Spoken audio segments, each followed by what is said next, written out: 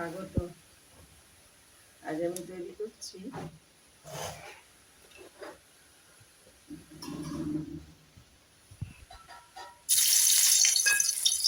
কালো জিরে ফোড়ন দিলাম, রসুন দিলাম,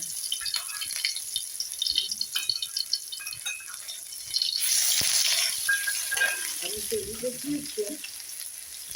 ধুতু পাতার ডাটার চচ্চড়ি।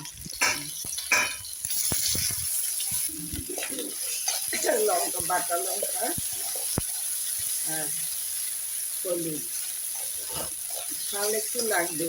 যে বেশি ঝাল খাবেন সে বেশি ঝাল দেবেন।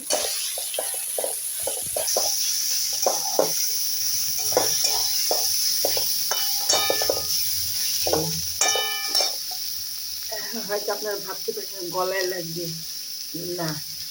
যখন সেদ্ধ করবেন একটুখানি খাবার সোডা ফেলে দেবেন, দিলে দেখবেন তাড়াতাড়ি গুলে যাবে।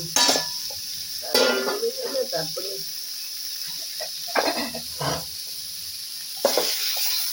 করি এই সিজনে দেখাইনি, এবার আমি দেখালাম।